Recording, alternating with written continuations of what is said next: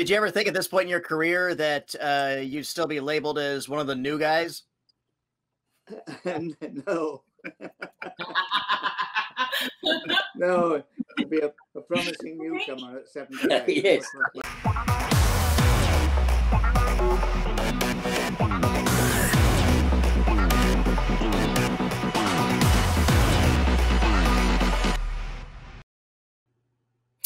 Welcome, friends and fans, to another episode of GalaxyCon Live, where we are bringing the convention experience directly to you. And today's show will indeed be bigger on the inside than it appears on the outside, with 6 actors from Doctor Who, and now's the time for all of you to begin typing in your questions for them. Immediately after this session, you will have the opportunity to talk to them directly through our private chat options, as well as shop our selection of personalized autographs, all of which are available now at GalaxyCon.com. We do regret, however, that Paul McGann cannot join us today, and we look forward to hosting him again soon. He will be honoring all autograph purchases, and any private chats will be rescheduled. And if you did purchase a chat with him, you will receive an email with details on the new scheduling date. So without further ado, let's reverse the polarity of the neutron flow and materialize our guests in. Our first guest is an actor whose body of work includes The Strain, Game of Thrones, and the Harry Potter film series. Today, he joins us to discuss his multiple roles in Doctor Who, including the voice of the Shenseath, Solomon, the First Doctor, and William Hartnell, the actor. Please welcome for the first time, Mr. David Bradley. Hiya. Hello. David, how are you? I'm good, yes. Just hunkering down like everyone else, doing the right thing, yeah. Absolutely, absolutely. It's such a pleasure to finally host you here. I've been a great admirer of your work and in the science fiction roles and everything else. So it's wonderful to have you here finally. Thank you, Patty. Absolutely. Just real quick, I just wanted to throw this out. When you were cast as William Hartnell for Adventures in Time and Space, was there any rumblings at all that they may ask you to revisit the First Doctor after that, or was that a surprise that came later? It was nothing indicated that it would have a further life, or I would have a further life in Doctor Who. I just put it down to thought, well, this is my one shot at playing the Doctor. Of course, I was playing the actor playing the Doctor, so I couldn't actually consider myself part of the Who family in a way. But for me, it was on its own. Even if nothing else had happened, it would have been still one of the best experiences I've ever had on screen. And so it was a total surprise first when Mark asked me to do it, and I just said yes without even asking to see a script. I just knew, because it's Mark's writing, and I admired him as an actor and as a writer. Indeed. And so I didn't even need to say what does it entail, what happens in the story, because frankly Hartnell was my first Doctor back in the 60s. Mm-hmm. But I knew nothing about his life and his I knew a bit about his career because I've seen him in various films, including This Sporting Life. Mm-hmm. And so I knew when Brighton Rock, and I knew he was a terrific screen actor, one of our best. Yeah. So I admired him, but I didn't know anything about his life. So reading his granddaughter's book, I think it was called Who's There? Yeah. And it told me so much about him. It gave me so much help in playing it eventually. But so it was a double treat when they asked me back again to do Twice Upon a Time. Yeah, absolutely. It was a delight to see you portray Hartnell in a genuine, earnest fashion. I think you captured the man, everything that I understood and learned about the man, very much so.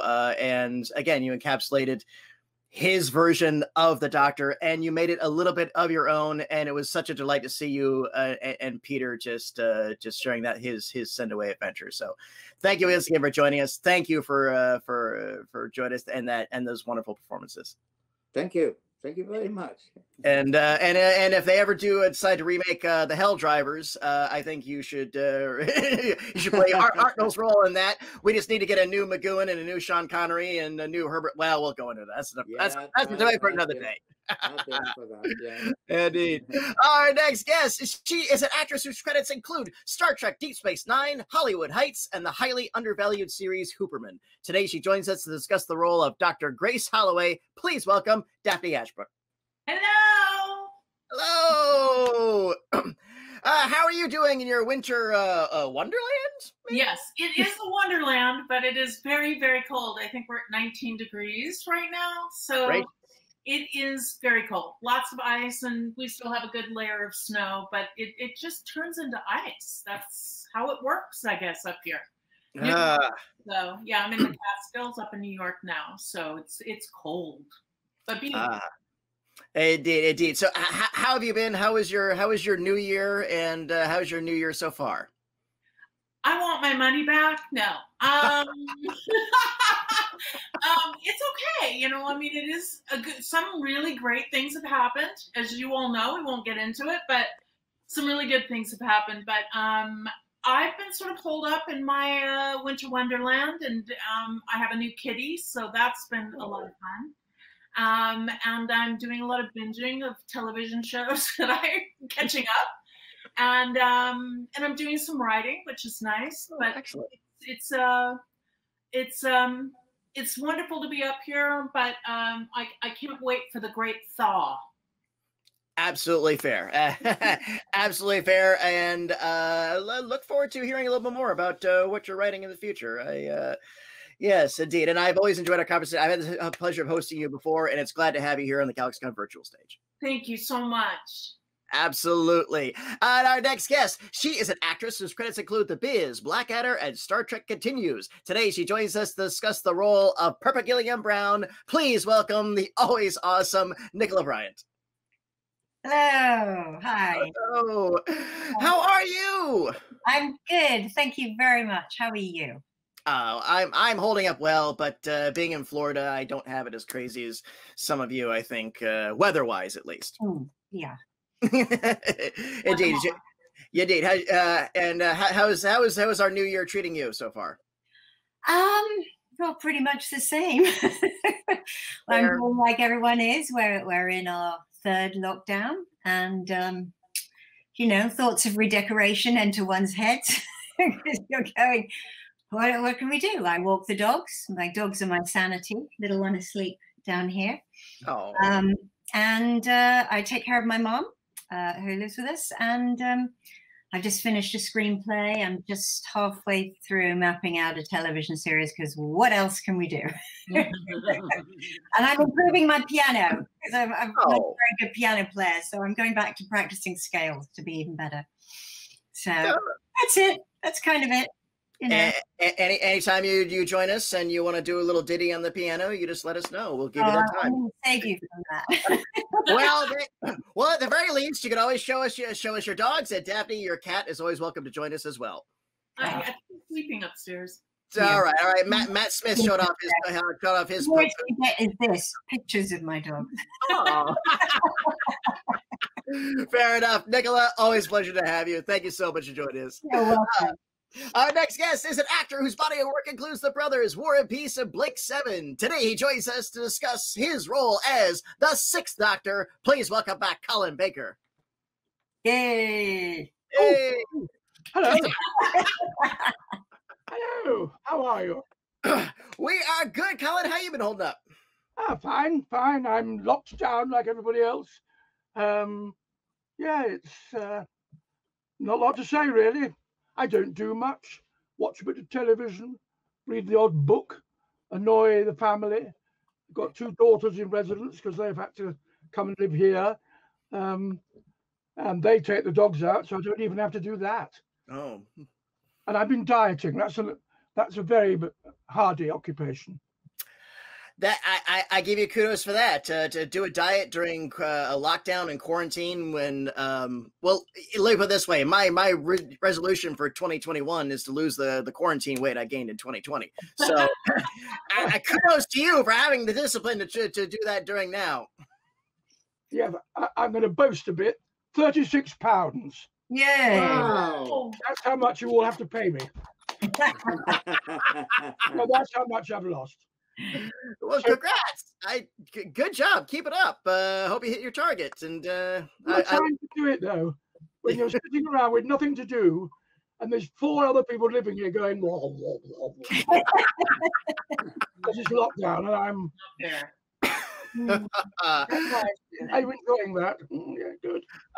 Colin, it's always great to have you. Thanks for coming and joining us again. Our next guest. Too, Patty. Our next guest is an actress whose credits include Peter Rabbit, Gentrification, and Bob the Builder. Today, she joins us to discuss the role of Dorothy Gale McShane, better known by her beloved nickname Ace. Please welcome back the always lovely Sophie Aldred. Hello, everybody. Hello. Hey, Oh, Sophie. it's just such a treat to be with you all. And I think what's weird is that we see each other a lot usually, and we haven't had the chance to be together. Like David, we always seem to meet in the lounge at Heathrow, and Yes, you know, or in and, a hotel bar. yeah, exactly. Oh, And we some haven't foreign done that. bar. So, thank you for providing us this opportunity to get together. And Yeah. Colin, you look amazing. I noticed straight away. Thank you, darling. Really great. Good Thank work. Mm. You're really trying to fit back into that outfit, huh? Oh, yes. I'm going to be wearing my costume at this rate. Well, I just worked out. Well, there's a- Wow, that's 2.5 stone, isn't it? Yeah, Yeah, Yeah. so- yeah. more than that, isn't it? Yeah. Yeah. Wow. Well, congratulations. I'm aiming for you. almost 2.5. Yeah. Well, Sophie, once again, thanks for joining us. Always a pleasure to see you. Hope the new year is treating you as good as well. Yeah, thank you. I think I'm just really grateful to have the family here. Very fortunate to have people around me. I'm well aware that there are many people who haven't got that luxury. Yeah. And also very fortunate that I know 2 people who've been quite ill with COVID, but who are recovering, and none of my elderly parents have been absolutely fine. So I think the overriding thing for me is of kind of every day being grateful for what I have got and focusing on that really, really rather than thinking about what maybe we haven't got at the moment. But yeah. Mm.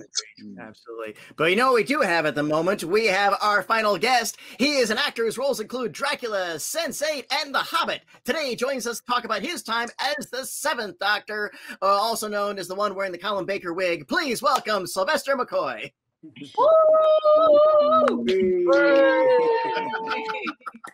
Lovely to see you all. Lovely to see you. It's wonderful. I agree with what Sophie just said. It's great to see us, everyone. I was very excited because I'm unlike Sophie, who's got a family with her. I'm here alone. Well, actually, I'm not alone. I actually share, as far as the postman is concerned and people who deliver things, I share this house with a guy called Percy James Patrick Kent Smith.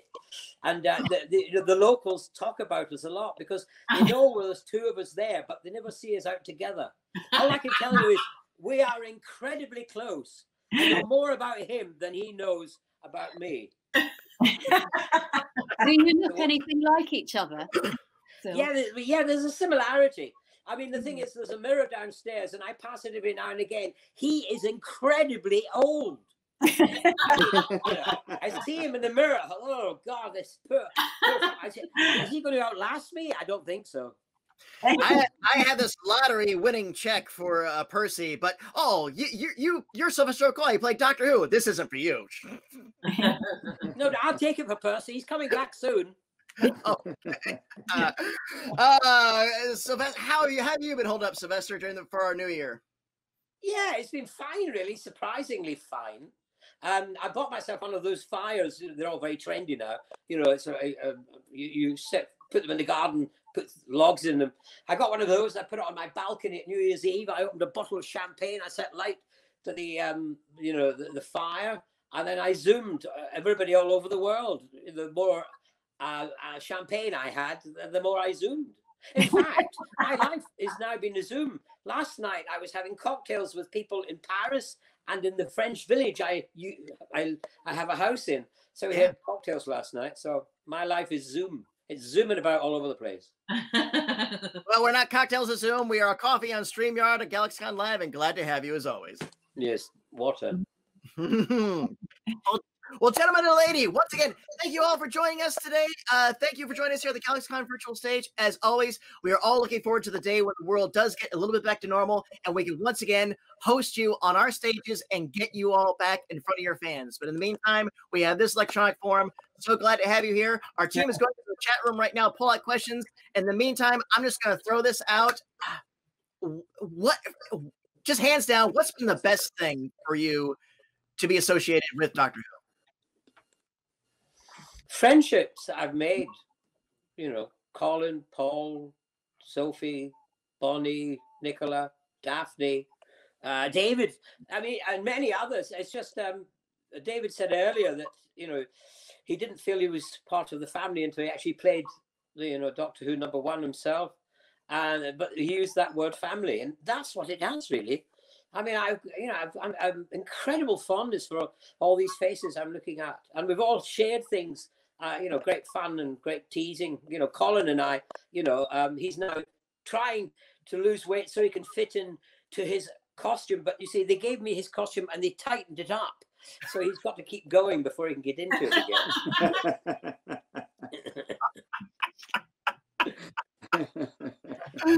That will be a feat. That will be a feat. Unless he's trying to slim down into his stranger costume. Hey.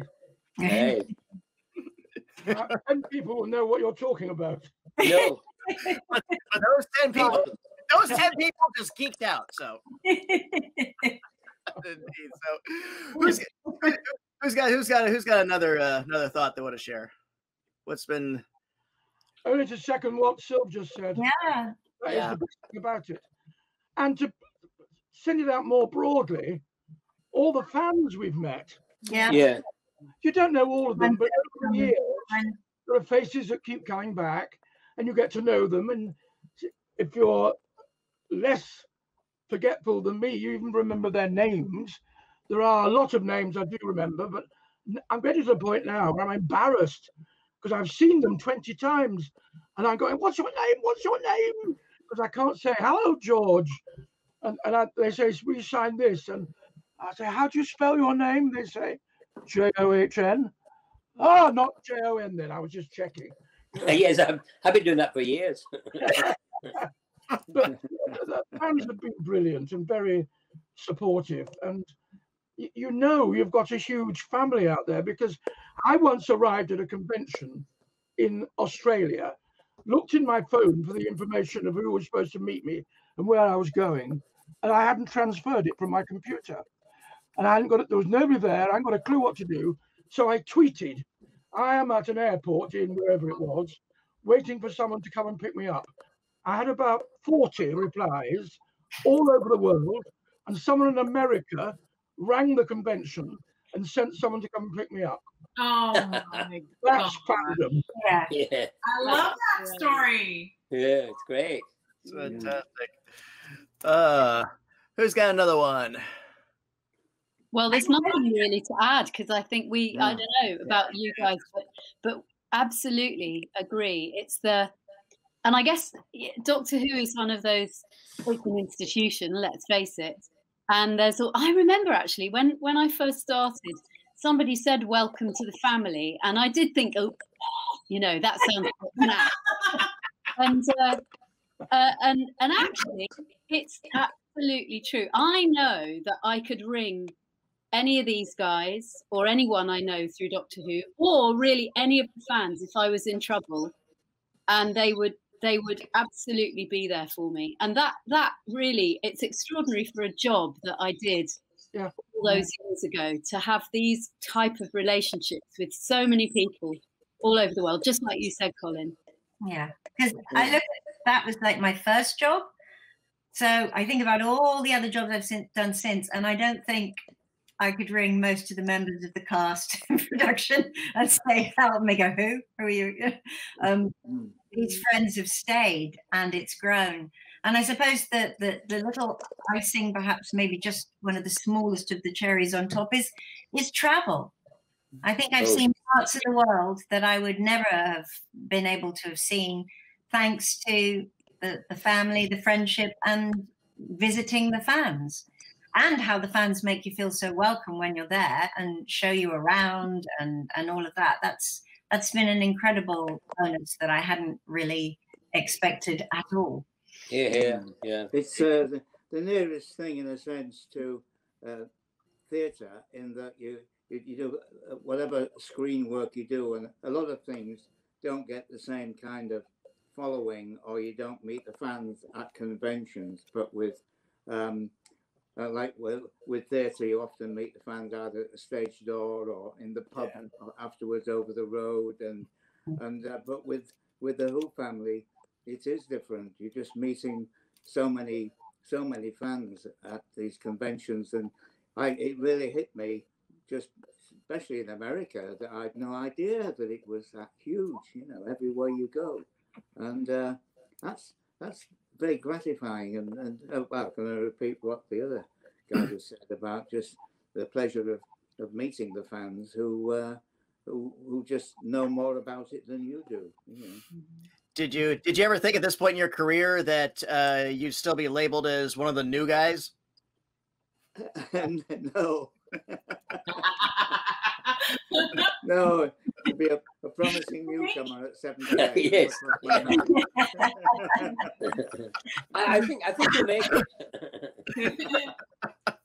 I would agree with everything everybody said, and also say that it was also one of the most fun times I've ever had on a set. I mean, I don't know about the rest of you guys, but I'm assuming it was similar, because we just laughed, didn't we? Yes, we did. We just, and we were night shooting, which can kind of put a pall over everything. You get a little dingy and spaced out, and you know, but we had a grand time. It was so much fun. Well, the thing is that what was quite interesting, because Paul and I were two Brits, and amongst the whole lot of Americans and Canadians, Right. but you fell into our humour immediately. I mean, I remember thinking that, wow, you've got a British European, I don't know, sense of humour. It was great. Ancestors. Yes. Well, there's a lot of. It's in the blood. And again, Daphne, I think you and Paul, and with Sills passing the torch in that too, your contribution to Doctor Who is still, I think, undervalued. You're Not the. by me. It is about Venom. I tell people all the time, it's like it didn't go the series as we all hoped, but it kept the pilot light on. Right. It kept it going, and when the series was brought back, so much of fandom was wondering, is McGann, is that canon? Is that canon? And we didn't know, and I don't even think they knew. And then finally, when the characters were shown in the quick thing, it's like, yes, it's all works. So that was. Daphne was the best looking Doctor in that film. I'm never fitting into that costume again. When I was dieting, I could do to fit into that costume. Well, if I remember rightly, you didn't quite fit into it. I didn't, did I? I was spilling out of it, wasn't I? That wasn't my fault, though. I just want to know where all those dead leaves came from in the TARDIS. That's the only question I ever had on that. But that's yeah, I know. And speaking of magic, I think we are good to go for our audience questions. So, and before we do that, though, real quick, I just want to say this all again, and I've told you some of this before, but thank you all for your contributions to this wonderful series that I hold very, very dear in my heart. And I just thank you. It's the gig that keeps giving for you, and it's a contribution to the rest of us, to the show's ongoing history and mythology. I thank you all for your talents. I thank you all for your professionalism. I thank you all for the performances you brought to the show. Thank you. Thank you. Thank you. Sweet. Shucks. All right, let's roll our first question, and this is going to come from Jackson, and they want to know, if you could travel anywhere in time and space with the TARDIS, where would you like to go? Good one. Somewhere warm. At the moment, just anywhere will do. Yeah. Yes. Yeah. Pre-COVID, anything. Actually, I'll tell you where I'd love to go. I'd love to go to any one of your houses now. Oh, wouldn't that be nice? Ah, We could do an exchange. That would be lovely. Hmm. in real time or in the past or future? Even mine. Even yours, Patty. Oh well, thank you. I Absolutely. Who's got another destination in time and/or space? I would go back to the day before Donald Trump's parents met each other and make sure they did. Yeah. Wouldn't that be good? Controversial. Oh, I love you for it. I always answer the same for this one, which is a bit. What do you Sophie. think, Patty? I'd go back and see my dad, who died like 30 plus years ago, and I would just love to spend time with him. Because you know, you get older, there's more things you'd love to be able to share. And he's been gone an awfully long time, so I would love to do that. So no great historical character or anything, but that would be an amazing gift. Absolutely. Beautiful. Absolutely. David, how about you?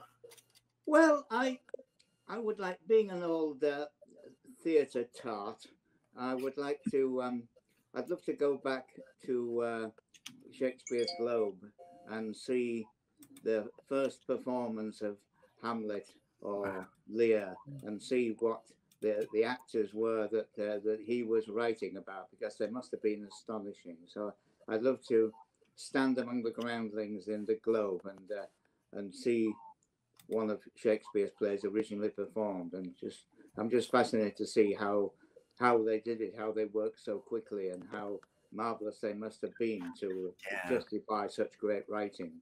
So yeah. Remember to take a mask with you because there's a plague. Yes. Yeah. Or maybe I'd catch them out of town. You don't want to bring something from our century back then. You will wipe out the whole human race. There's a tiny part of me, David, thinks that if we did go back and see that, you'd come away thinking, we're really good now, aren't we? Sylvester, where would you go? Well, it's because I've been locked down and all that, you know, like anywhere, but precisely, I'd like to go to Bangkok and see my granddaughter, who arrived 2 years ago, and I've only seen most of her on Zoom. Really, that's what I like to do. Yeah, that would be wonderful. So I think I said this last time. I'd love to go back to just like the late 70s, early 80s to a record shop and just shop and look at records, just look at records again and buy an album just because it has cool album art. Of course, if we're going back to shops, I'd like to go back and buy some Apple shares from the early days. Sure. Yeah. Oh, we have a new panelist. Sleepy a one. canine. It's a canine. Yeah. Indeed. Say hello, darling. Oh, hello. Jackson, thank you. That was a wonderful question to start us off with. And what do we have next? And this comes from Rosalind. Oh, what were your auditions like? What, for Doctor Who? Yeah, I didn't do one. that's right. They offered it to me. What can I say? Well, if I understand correctly, you just impressed the hell out of John over dinner. That's not for me to say. Okay. No, but John told me that was true. Oh, Sylv. I'm sure that- Oh, I'll be nice about you now. That bloody time.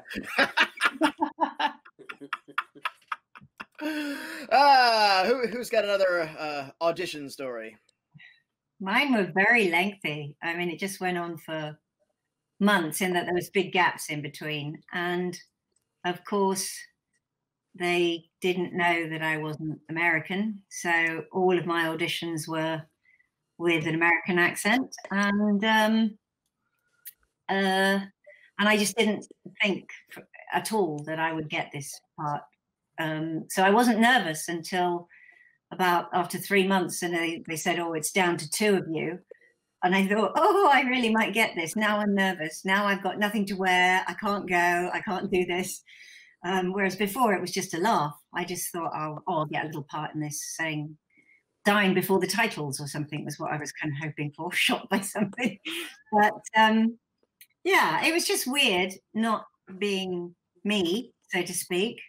But then I realized it was a huge opportunity. So I just thought, I'll just give it a go. And yeah, and then in those days when I did get offered it, then the weird thing about the audition was not being able to tell anyone. I expect you guys had the same thing. You can't tell anyone. But I ran to a phone box to ring my dad, and he was in a meeting. Everybody was busy. So, the only thing was I was just running around Shepherd's Bush going, I can't tell anyone. But yeah. And Eric Saywood read in as Peter Davison, which was something very special.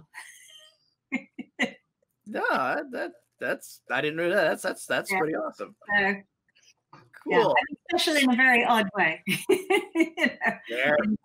It was like, oh, okay. Fair. Sophie, how about you?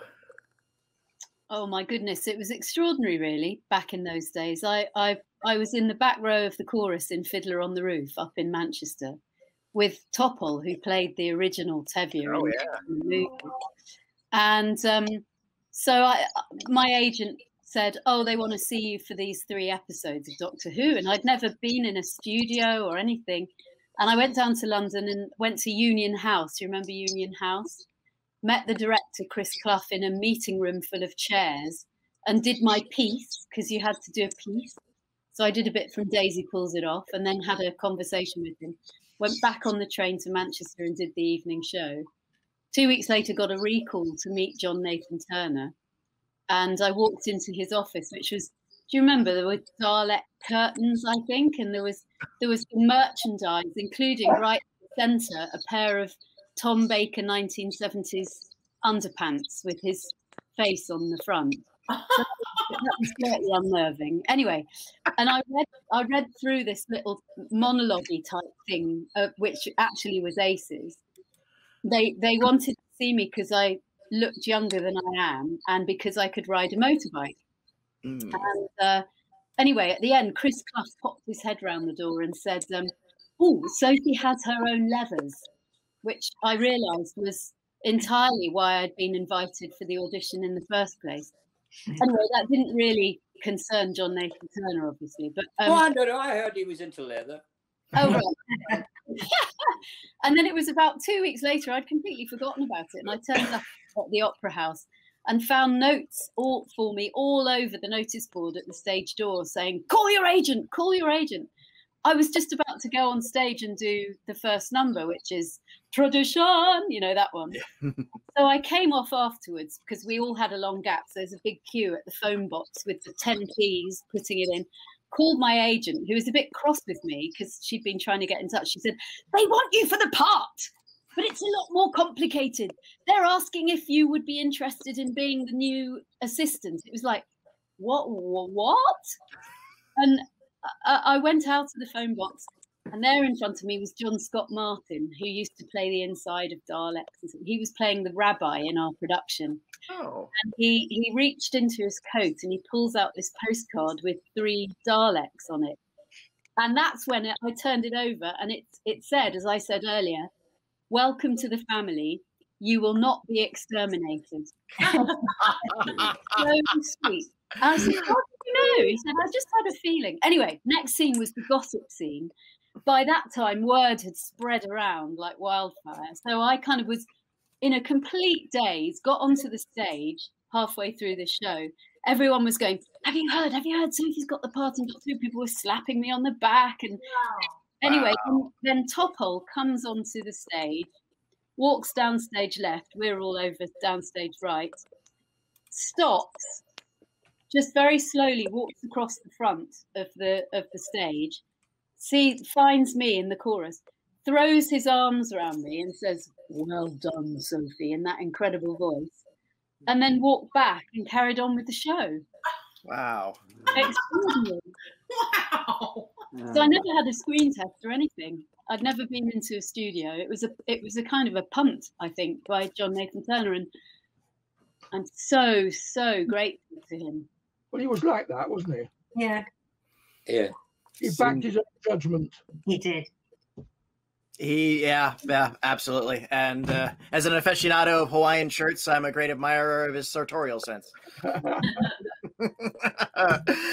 Daphne, how about you? I can't follow that. I can't work like this. That's the most amazing story. Mine was nothing like that. It was just me. Went in, auditioned, got a call back a week later or so. Went in, auditioned. I loved the part, so it didn't matter. I was new to Doctor Who. I thought it was a really groovy story. I loved that whole regeneration thing. I thought that was really cool. And I thought the part was, so I thought wonderfully written. And I hadn't played a lot of those kinds of roles where I really felt like it was Rosalind Russell and Spencer Tracy kind of, banter back and forth kind of fun stuff. And I loved that. So it mattered to me, but it was just me, and I think, I'm guessing it was like a week later that they called and said I had the part. So, and I was thrilled, but that was it. I had nothing. You know what I'm saying? Hey, it's you got the gig. I got the gig. Got the gig. Yeah. That's all that matters. Yeah. So, David, how about you? How about for Time and Space for the Hartnell role? How did that come about? Well, like Colin, I didn't need to audition, which is probably a good job. I would have probably blown it, but it was a rainy day in London, and I was still on the balcony of the National Theatre watching the Queen's flotilla go by, and it was just teeming down. You couldn't see the boat because of the trees, and it was just the most damp squib of an afternoon. And I got a tap on the shoulder from Mark Gatiss, who said, "This is what I'm doing. I've been wanting to do it for years.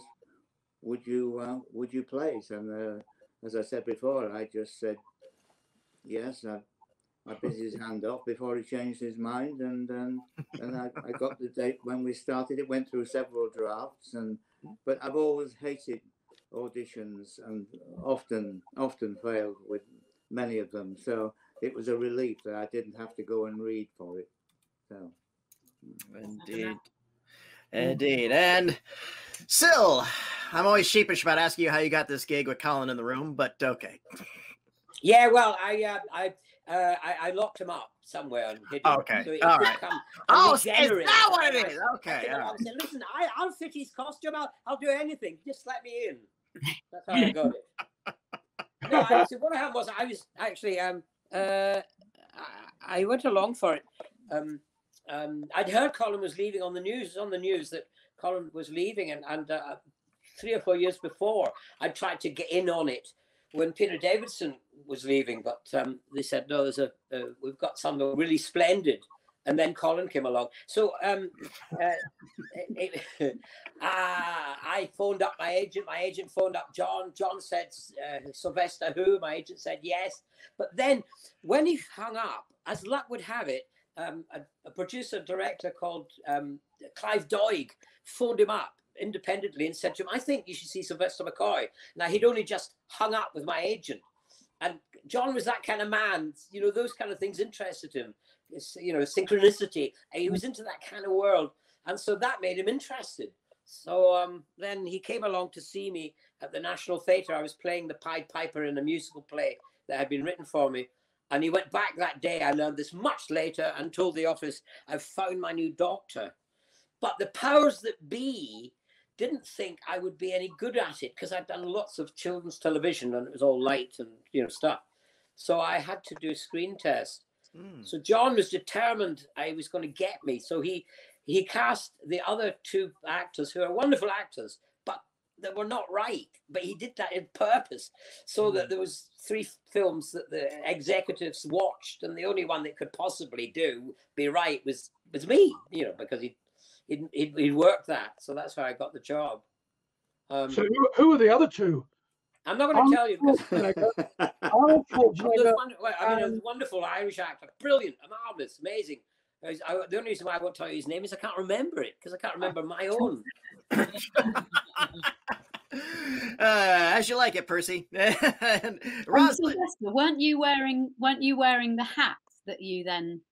Yeah, yes, it was a sunny day, and I wore my hat that way where it ended up. And John said, "Oh, that hat should be in Doctor Who," and I said, "Well, I go with a hat, so that's how I got the job." Really.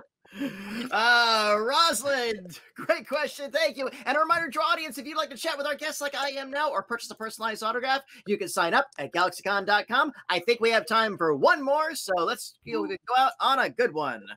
And this comes from from Cheetah. Were you able to keep any props from your time on Doctor Who? Or I'll expand it. Have you acquired any replicas or anything over the years of things? Okay, well, I'm going to come clean. I nicked as much stuff as I could.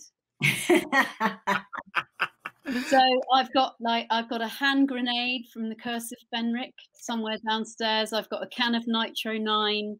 I've got I suppose the best thing of all is that I have my jacket with the badges all over it. So nice. It had in its pocket for many years a little slip of paper which said, "Please return to room something something something at BBC TV Centre." And I kind of just kept that, and I think, well, that's great because it's outlived BBC TV Centre, so there isn't a room something something. So it's doing very well in my cupboard. Thank you very much, and it's one of my most prized possessions. Very nice, very nice. Daphne, you ran out and grabbed something. What'd you get? I have this. This was given to me after the show, and it was like a whole package. It had, I can't remember everything that was in it, but it had, I believe, a copy of the show in it, and other paraphernalia. But it was a gift. I didn't get to keep anything from the show itself. They don't even know what happened to the dress. But I was given binoculars as a gift, little cute. I still have those little binoculars from the producers when the show was over, and I treasure that. But that's it. Fair. That'd be useful. Since you'll be staring out your window for a while yet till it thaws, that might come in useful. Yes. Definitely. So, Nicola, did you acquire anything, or have you reacquired anything? I have 2 rocks that are in my sitting room. I think for some charity video I did something recently and showed them. I have a piece of volcanic rock, which is Lanzarote, my Planet of Fire, first Doctor Who, and a huge fake glittery Star Trek rock. I have 2 sci-fi rocks next to each other, filming rocks. And I wish I'd done like Sophie, I wish I'd done stuff, but at the end of my 4 episodes, I was just leaving the studio and I noticed in a dustbin the handle was sort of sticking out, was this model that had been in sand of Turlough's spaceship. And it looked amazing. And I thought I went and asked. And so I said, but is that like a rubbish bin or some other special bin? And they said, no, this is the rubbish, this is the trash. And I said, well, can I have that? And they were like, yeah, sure, take it. It's all just going to be thrown away. Wow. And it's gorgeous. It's hung up in my TV room, and my father had it in his office for years. And people would come in and think it was some really expensive piece of modern art that he'd got. And then he'd tell them what it was, and they'd think that was even more amazing. But yeah, it's a couple of tiny little pieces have fallen off, and I've glued them back on. Okay. But yeah, it's very precious. So that's probably my most precious thing from it. Nice. I was hoping you had some clippings from Brian Blessed's beard as well, but a man can dream. No, I sold those. Sorry. Oh, okay. In lockdown. Desperate times, you know. I bid on that eBay auction and I obviously lost. Okay, all right. Yeah, got his underpants as well. But there you go. Yes, indeed. Yes, indeed. So, Colin, how about you? Well, I've kept the actor who played the part. Hey there! I played the part with him at all. He's a liar. Wow. He Hold him up played, higher. he played my doctor. Is that one of Kathleen David's? Pardon? I think Kathleen David. That looks like one of her puppets. Is that where did you get that in America? Yeah, I got it in America. Okay, yeah, our friend. This is my mouth moving. Me, I must have played the part. Do it while having a drink. Drink some water while doing He's it. good, isn't he? Very good. Yeah, I am pretty sure that's our friend Kathleen David. Oh, I played the part. Is that Peter? I can't see the costume. Is that Peter? No. Oh, you. Oh, yeah. Right. I just saw the question mark on the collar. That's all I could see. Yeah, he needs a bit of a tidy up. I dropped him just now, and his arms come out his sleeve, and he's looking a bit sorry for himself. But I thought he was better than me, to be honest. Yeah, he was no dummy. I can tell you that. No! Okay, bye. Yeah. No, get Yeah, back here. I Get did- back here, Sil. What have you hold on to over the years? Well, I managed to keep the spoons, which I found at the very first story in the machine that drove the spaceship. There were two things that looked like spoons that I got to play all over Kate O'Mara's front, and I treasure them and that moment. Yeah. Absolutely fair.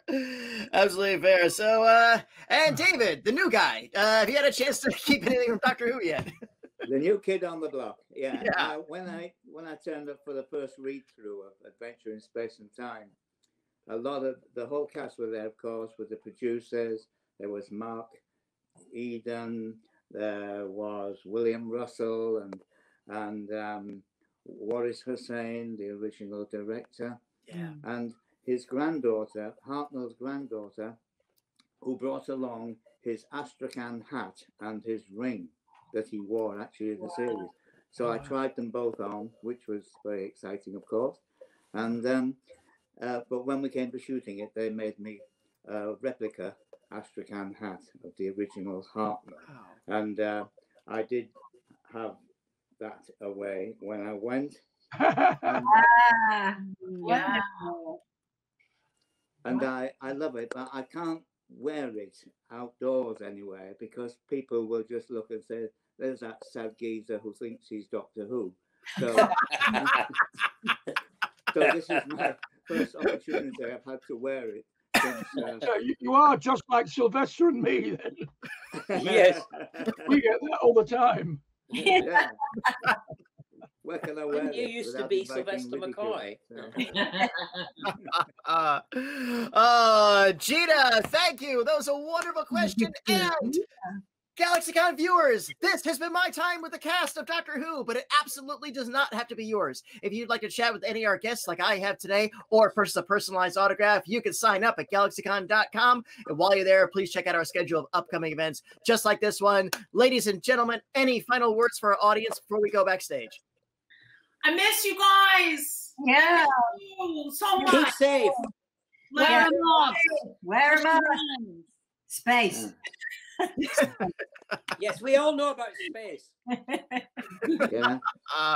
Look after yourselves and really appreciate your Yeah, contribution to these events. Thank you. It has been my absolute pleasure to serve you all here today. Once again, thank you for joining us on the GalaxyCon virtual stage. Thank you to our audience for joining us today, and thank you for those great questions. Hope to see you all again next time. We'll have more cast reunions today, including Apex Legends, Masters of the Universe, and a few more other surprises. Until then, bye-bye, everyone. Take care, and please keep washing those hands. Bye. Bye.